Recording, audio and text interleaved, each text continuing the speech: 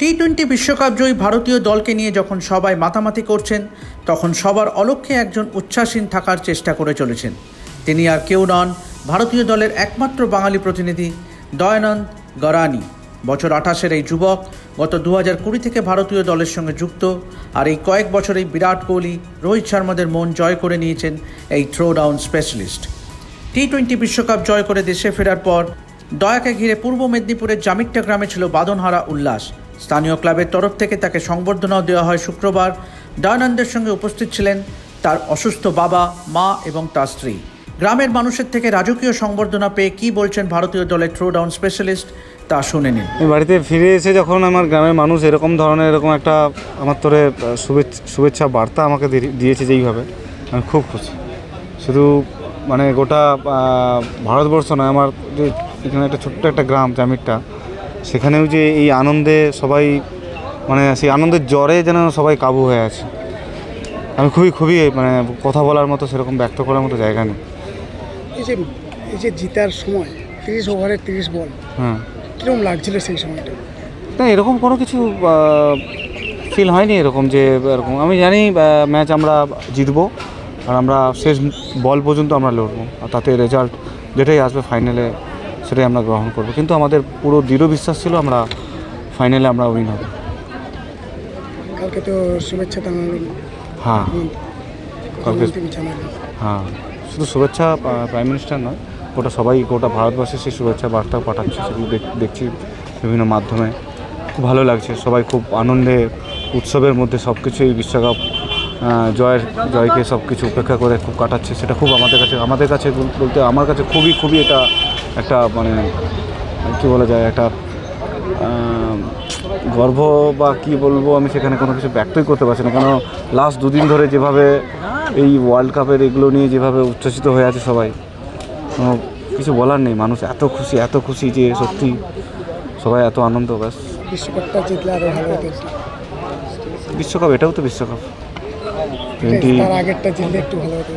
এরকম কোনো কিছু নেই, খেলায় হার জিত আছে, চেষ্টা ওই সময় আমরা করেছিলাম, তো গড ওই সময় ঠিকঠাক করে সাপোর্ট আমাদের আসেনি। কিন্তু এইবারে এত দীর্ঘ চেষ্টার পরেও আমরা লড়ে ফাইনালের মধ্যে গেছি, দিয়ে সেখানে ফাইনাল জয় করতে পেরেছি। আমরা খুব আনন্দিত, আর সমস্ত দেশবাসীকেই আমরা এই জয়ের কী বলা যায় অঙ্গীকার রাখি। তাদের এই ভালোবাসা, তাদের এই আশীর্বাদ না হলে কোনোদিনও সম্ভব না। ফ্যামিলি কেমন খুশি? বিশেষ করে আমার বাবা খুব খুশি। বাবা শরীর খুবই অসুস্থ ছিল, লাস্ট 2 মাস আমি IPL-এর সময় সেরকমভাবে কোনো কিছু নিজের পার্সোনাল লাইফে কোনো সময় দিতে পারিনি, ক্রিকেটীয় লাইফে। তো এখন বাবা অনেকটা সুস্থ আছে। বাবা এরকম খবর পাওয়ার পর বাবা খুবই খুশি। শুধু বাবা কেন, আমার যারা খুব কাছের যারা আছে, ডক্টর মলয় পাল, শ্যামলেন্দু আদক, মনীষা আদক, আমার ওয়াইফ, যে আমার প্রত্যেকটা মুহূর্তে আমার পাশে থাকে, তো আমার মা, তো আরও সবাই গোটা গ্রামের মানুষ যে এরকমভাবে পাশে থাকে, আমি খুব খুশি। ব্যক্ত করা যায়নি যে আমার ফ্যামিলি এতটাই এক জায়গায় সব কিছু আমাকে যেভাবে ব্যাকআপ করে। এখানে কোচিংটা যে খুলেছেন, সত্যি কথা বলতে আমি কোচিং এখানে একদমও খুলিনি, যেটা সমাজের মাধ্যমে যাচ্ছে। আমি এখানে আমার নিজের প্র্যাকটিসের তরে আসছি। কিন্তু এই কোচিং যদি কেউ খুলে থাকে, সেটা হচ্ছে যাদের চিন্তা ভাবনা, এখানে গ্রামের যে এখানে মানুষ আছে, শ্যামলেন্দু আদক আছে, বাকি অন্যান্য একাডেমির যারা সব ব্যক্তিগণ আছে, অনিমেষ পাঁজা, বরুণ প্রসাদ গরানি, তো যারা আছে এখানে, আমি, নন্দন, দুর্জয় বেরা, শুভজিৎ যে এইবারে KKR-এ চ্যাম্পিয়ন হয়েছে, তো আমরা আসি আমাদের নিজেদের কীভাবে আরও গ্রো আপ করার তোরে। এবার সেখানে ছেলেগুলো প্র্যাকটিস করে তাদের ফিউচার কীভাবে আরও ডেভেলপ করা যায়, আরও কত প্ল্যানিং করা যায়, সেটা আমরা জাস্ট শেয়ার করি। কেন আমরা কোনো কিছু কোথাও কোচিং করাতে পারবো না, কোনো একাডেমির সঙ্গে আমরা যুক্ত হতে পারবো না। তো এটা মানুষের কাছে বাড়তে গেছে যে আমরাই এটা করেছি। আমরা এখানে করিনি, আমাদের নিজেদের যে দরকার প্র্যাকটিস, সেটা আমরা এখানে করি। বন্ধুবান্ধবকে নিয়ে কদিন থাকবেন এখানে খুশিতে? ফ্যামিলিকে সময় দেবো। বন্ধুবান্ধব বলতে বন্ধু এখন তো জিম্বাবুয়েতে আছে, ওখানে সফর চলছে, ইন্ডিয়া ট্যুর চলছে। আর বাকি স্কুল ফ্রেন্ড আছে, তাদের সঙ্গে কিছু টাইম স্পেন্ড করব। বাকি না হলে ফ্যামিলির সঙ্গে। আমার ওয়াইফ খুব একাই থাকে, দেশের কাজে চলে যায়, একেও সময় দেওয়া হয়নি। তো ওর সঙ্গে কিছুটা টাইম স্পেন্ড করতে হবে আমাকে, নাহলে আর অন্য কোনো কিছু নেই। মা বাবার সঙ্গে তো আমার থাকতেই হবে। তো বাকি তারপর প্রথম ভিডিও কল কাকে করেছিলেন? তখন সেই মুহূর্তে তখন কাকু মানে মাথা থেকে আসেনি যে ফ্যামিলি কি, তখন মনে হচ্ছে দেশটাই আমাদের, মানে আমার ফ্যামিলি, দেশের তোরে এটা করতে পেরেছি, আমি নিজেকে তখন বেশি প্রাউড ফিল করছি।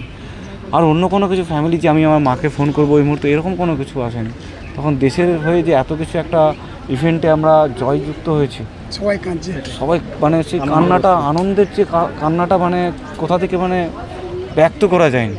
ওই মুহূর্তটা ড্রেসিং রুম থেকে, মাঠ থেকে, ওখানে যত আপা মা, যত দর্শক, ইন্ডিয়ান সাপোর্টার যারা এসেছিলো, তো যারা টিভির পর্দায় ম্যাচ দেখতেছিল, তো তারা মানে মানে বলার বাইরে এরকম কোনো কিছু জিনিস। বিশেষ করে আমি নিজে দুটো test championship final, 50 over final, বুকে নিয়ে লড়াই করে, তারপরে এইবারে ফাইনাল। তো 2020 সাল থেকে আমি ইন্ডিয়ান টিমের সঙ্গে ট্রাভেল করার পর আমি সামনে থেকে এত কাছ থেকে দেখে এসেছি। আমি জানি আমাদের দেশে এত ছেলেরা ভালো খেলাধুলো করে, একদিন আসবে, একদিন হাঁটতে হাঁটতেই সব কিছু জিতবে। তো ব্যাস এইবারে সেটাই হয়েছে, সব কিছু ভগবানের, গড ইজ গ্রেট। দাদা ট্রফিকে যখন ছুঁয়ে দেখেছিলেন প্রথমবার, সেই অনুভূতিটা যদি একটু বলেন। এটা ব্যক্ত, এগুলো কোনো কিছু শেয়ার করারই মতো জায়গা না। কেমন অনুভূতিটা? হ্যাঁ, অনুভূতি এরকম কিছুই মানে 100, ওটা প্রেরণা, স্বপ্নের থেকে মানে প্রেরণা। দয়ানন্দের শুরুটা একেবারেই মসৃণ ছিল না। চাষির ঘরে জন্মগ্রহণ করা দয়ার লক্ষ্যই ছিল ক্রিকেটার হওয়া। অর্থের অভাবে সেভাবে খেলা চালিয়ে যেতে পারেননি। সিবি দ্বিতীয় ডিভিশনের বিভিন্ন ক্লাবে সুযোগ মিললেও দাগ কাটতে পারেননি। পেটের দায়ে একসময় গ্রিন পুলিশের চাকরিও করতে হয়েছে তাকে। তবে 2010-এর IPL-এ প্রাক্তন ভারতীয় ক্রিকেটার অনিল কুম্বলের সুনজরে পড়েন তিনি। অন্ধ্রপ্রদেশের রঞ্জি দল এবং কিংস 11 পাঞ্জাবের সঙ্গেও যুক্ত হন তিনি। এরপর ওখান থেকে সরাসরি ভারতীয় দলের সুযোগ। তারপর থেকে আর পেছনে ফিরে তাকাতে হয়নি দয়ানন্দকে। বারবাডোস থেকে গ্রামে ফেরার পর দয়ানন্দকে ঘিরে কেমন ছিল উচ্ছ্বাসের মুহূর্তগুলি তা দেখে নিন।